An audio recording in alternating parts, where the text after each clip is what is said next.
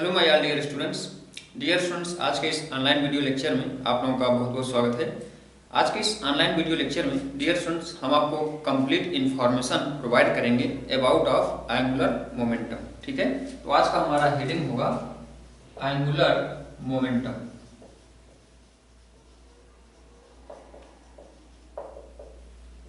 Angular momentum dear students in case of rotational motion generate होता है या represent होता है। ठीक है डियर स्टूडेंट्स, जैसे बाई लीनियर वेलोसिटी या in case of linear motion, किसी पार्टिकल पर जब कोई पार्टिकल आपका लीनियर वेलोसिटी से मूव करता है तो उसमें जो मोमेंटम होता है वह आपका लीनियर मोमेंटम प्रोड्यूस होता है। ठीक है, the product of mass and velocity is known as linear momentum.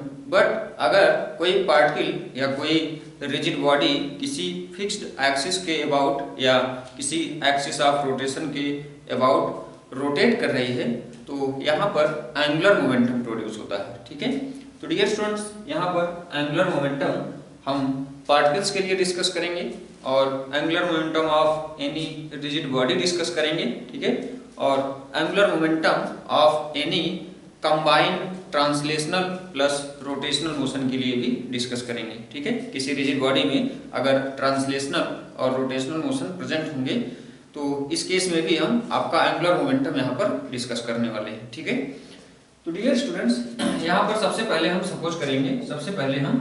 Discuss करेंगे एंगुलर मोमेंटम ऑफ पार्टिकल्स। ठीक है, एंगुलर मोमेंटम of particles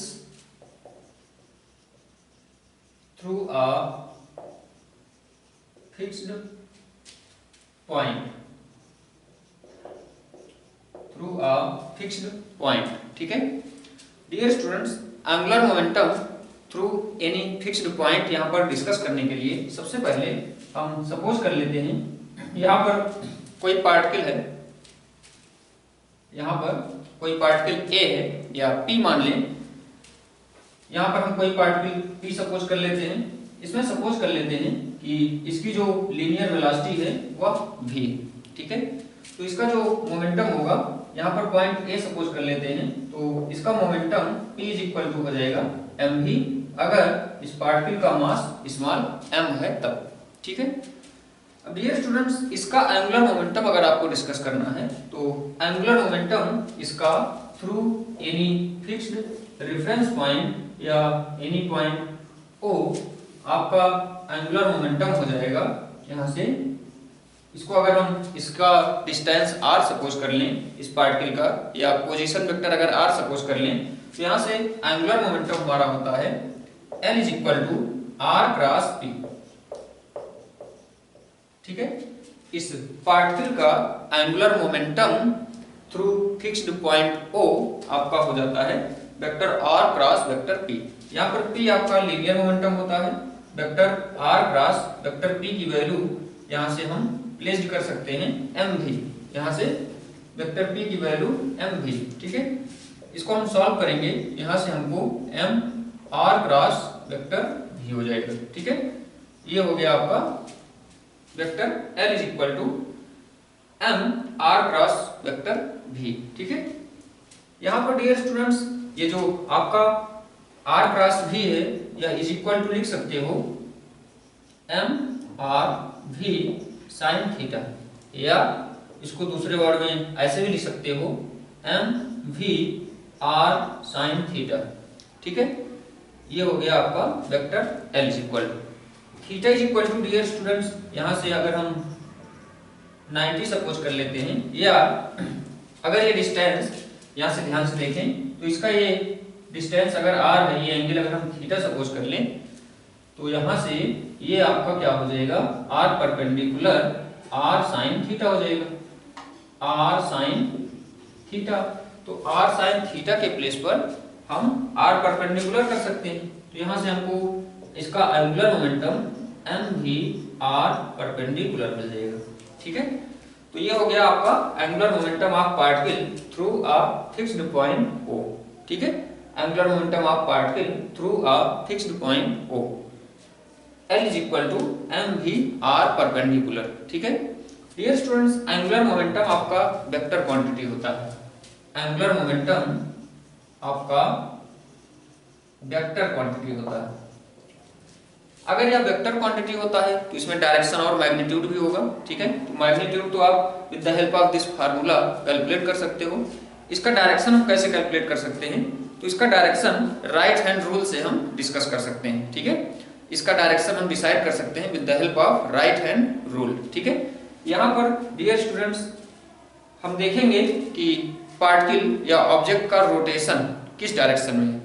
अगर पार्टिकल का रोटेशन यहाँ पर क्लॉकवाइज होगा, अगर किसी पार्टिकल का रोटेशन यहाँ पर ये क्लॉकवाइज होता है तो राइट हैंड रूल से यहाँ पर देखेंगे इस पार्टिकल का अगर जो मोशन है, जो डायरेक्शन है, ठीक है, अगर ये क्लॉकवाइज है तो हम अपने फिंगर को इसके मोशन के डायरेक्शन में कर्ल करते हैं तो जो हमारा थंब होता है, हमारा थंब जिस डायरेक्शन में डायरेक्टेड होता है वह आपका क्या बताता है, डायरेक्शन ऑफ एंगुलर मोमेंटम बताता है। ठीक है, अगर डियर स्टूडेंट्स यहाँ पर नेक्स्ट केस में हम सपोज कर लें कि पार्टिकल का जो डायरेक्शन है वह क्लॉकवाइज है।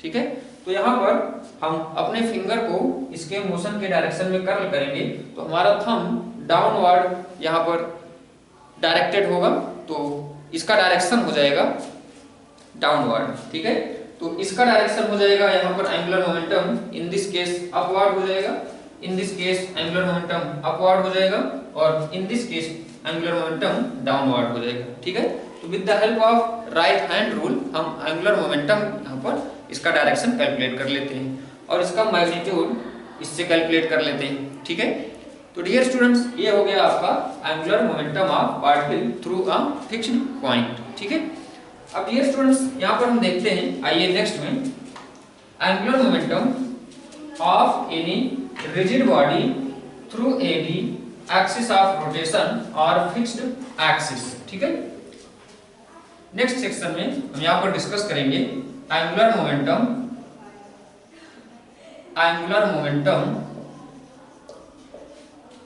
Of rigid body, angular momentum of rigid body through any fixed axis. ठीक है, यहां पर हम सपोज कर लेते हैं ये हमारे पास कोई रिजिड बॉडी है। ठीक है, और ये इसका एक्सिस ऑफ रोटेशन है या ये वो फिक्स्ड एक्सिस ए बी है या वो फिक्स्ड एक्सिस ए बी है जिसके अराउंड या जिसके थ्रू या रिजिड बॉडी रोटेट करेगी, रोटेशनल मोशन करेगी। ठीक है, तो डियर स्टूडेंट्स यहाँ पर angular momentum of rigid body through this axis हम कैलकुलेट करेंगे। तो इसके कैलकुलेशन के लिए डियर स्टूडेंट्स यहाँ पर एक सिंपल सा एग्जांपल हम यहाँ पर एक्सप्लेन करना चाहते हैं, जैसे कि इसके पहले के लेक्चर में हम एक्सप्लेन कर भी चुके हैं। यहाँ पर अगर हम कई सिस्टम ऑफ पार्टिकल्स सपोज कर लें कि या रिजिड बॉडी जो है कई सिस्टम ऑफ पार्टिकल्स से मिलकर के बनी होती है और किन्हीं भी दो सिस्टम ऑफ पार्टिकल्स या किन्हीं भी दो पार्टिकल्स के बीच का जो डिस्टेंस होता है यह हमेशा आपका फिक्स होता है। ठीक है, तो अगर यह बॉडी चाहे ट्रांसलेशनल मोशन करे चाहे रोटेशनल मोशन करे, इन दो पार्टिकल्स के किन्हीं भी दो पार्टिकल्स के बीच का डिस्टेंस हमेशा फिक्स रहता है। ठीक है, तो डियर स्टूडेंट्स यहाँ पर अगर हम इस बॉडी को रोटेट करेंगे तो इसके जो एवरी पार्टिकल्स हैं या सर्किल पाथ पर मूव करेंगे, सर्कुलर पाथ ड्रा करेंगे। ठीक है, यहाँ पर अगर हम सपोज कर लें ये हमारा कोई पार्टिकल ये है और इस रिजिड बॉडी को अगर हम रोटेट कर रहे हैं इस एक्सिस के थ्रू तो इनके जो एवरी पार्टिकल्स हैं या एक सर्किल ड्रा करेंगे। ठीक है, और एक ये सर्किल ड्रा करेंगे तो डियर स्टूडेंट्स इनका एक सेंटर भी होगा। ठीक है, और इसका सेंटर इसी एक्सिस पर कहीं ना कहीं आएगा। तो डियर स्टूडेंट्स यहाँ पर हमने आपको बता रखा है कि अगर कोई रिजिड बॉडी किसी एक्सिस के थ्रू रोटेट कर रही है तो इस एक्सिस पर आप इसका फिक्स्ड पॉइंट जिसके रिस्पेक्ट में आपको यहाँ पर एंगुलर मोमेंटम कैलकुलेट करना है, जैसा कि इसके पहले हमने ओ माना था, ओ के थ्रू हमने निकाला था। ठीक है, एंगुलर मोमेंटम। ऐसे ही डियर स्टूडेंट्स यहाँ पर भी एक कोई पार्टिकल्स हम सपोज कर ले रहे हैं और उस पार्टिकल का ये पाथ हमने ड्रा किया है। ठीक है, अगर हम यहाँ पर सपोज करें कि यह बॉडी दिस डायरेक्शन में रोटेट कर रही है, तो जो सर्कुलर पाथ होगा वह भी इस डायरेक्शन में ड्रा होगा। ठीक है, तो डियर स्टूडेंट्स, इसका सेंटर अगर हम O मान लें इस एक्सिस पर जो फिक्स्ड पॉइंट हम O मानते थे, जिसके थ्रू हम यहाँ पर आपका एंगुलर मोमेंटम कैलकुलेट करेंगे, उसको अगर हम यहाँ पर O मान लेते हैं या इसके सेंटर पर ही मान लेते हैं, तो यहाँ से डियर स्टूडेंट्स R परपेंडिकुलर क्या हो जाएगा, थीटा इज इक्वल टू 90 हो जाएगा। ठीक है, तो यहाँ से angular momentum L is equal to आपका फार्मूला होता है R क्रॉस P। ठीक है, तो यहाँ पर इस सिंगल पार्टिकल का हम पाथ ड्रा किए हैं और इसके लिए इस फिक्स्ड एक्सिस के थ्रू एंगुलर मोमेंटम यहाँ पर हम कैलकुलेट कर रहे हैं। ठीक है, तो फिक्स्ड पॉइंट O के थ्रू या फिक्स्ड पॉइंट डियर स्टूडेंट्स इसके सेंटर पर हम सपोज किए हैं, इसको ध्यान देंगे। ये जो पार्टिकल जो सर्किल ड्रा कर रहा है, उस सर्किल का सेंटर, उस सर्किल के सेंटर पर ही हम सपोज कर रहे हैं वह फिक्स्ड पॉइंट जिसके थ्रू आपका एंगुलर मोमेंटम यहाँ पर कैलकुलेट करना है। तो यहाँ पर थीटा इज इक्वल टू हो जाएगा 90। ठीक है, अब L इज इक्वल टू यहाँ से आपका इसको हम सॉल्व करते हैं तो ये हो जाएगा R क्रॉस M V। ठीक है, इसको हम सॉल्व करेंगे तो R M V sine theta और साइन थीटा हो जाता है आपका 90, तो इसको हम लिख सकते हैं M V R। ठीक है, L इज इक्वल टू हो गया M V R। ठीक है, अब डियर स्टूडेंट्स यहाँ से ध्यान से देखें तो ये तो था सिंगल पार्टिकल के लिए, लेकिन अगर यह रिजिड बॉडी इस एक्सिस के सराउंडिंग या इस एक्सिस के थ्रू रोटेट कर रही है, रोटेशनल मोशन कर रही है, तो इसका जो इसमें जो पार्टिकल्स होंगे, एक पार्टिकल सिंगल पार्टिकल्स नहीं होंगे, यहाँ पर कई सारे पार्टिकल्स होंगे और सभी पार्टिकल्स का पाथ ऐसे ही होगा। ठीक है, तो डियर स्टूडेंट्स यहाँ से हमारे पास कई सिस्टम ऑफ पार्टिकल्स होंगे, तो एंगुलर मोमेंटम, यहाँ पर हम एंगुलर मोमेंटम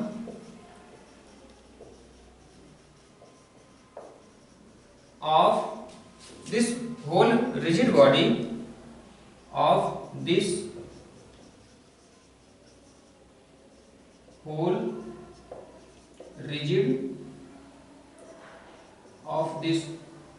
rigid body क्या हो जाएगा, यहाँ पर ध्यान से देखें तो ये हो जाएगा आपका समेशन MI VI RI।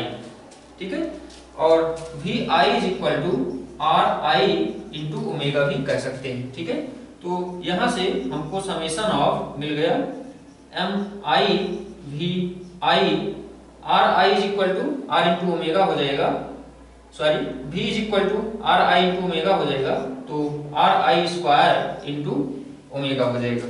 ठीक है, तो यहाँ से L इज इक्वल टू आपका ये हो जाएगा summation MI RI square is equal to moment of inertia of body होता है I। ठीक है, तो इसको हम लिख सकते हैं I, और ओमेगा आपका ऑलरेडी कांस्टेंट होता है, तो इसको हम सिंपली लिख सकते हैं I इंटू ओमेगा। ठीक है, तो angular momentum of rigid body through any fixed axis और एक्सिस ऑफ रोटेशन कह सकते हैं, तो ये आता है आपका L इंटू ओमेगा। ठीक है, sorry L is equal to I into omega. यहाँ पर I जो है मोमेंट ऑफ इनर्शिया है। ठीक है, इस बॉडी का मोमेंट ऑफ इनर्शिया है और ओमेगा यहाँ पर एंगुलर वेलोसिटी। ठीक है, तो डियर स्टूडेंट्स यहाँ से आपका ये हो गया second angular momentum of rigid body through any fixed axis. ठीक है, अब यहाँ पर आइए हम देख लेते हैं थर्ड जो बताए थे आपका angular momentum of rigid body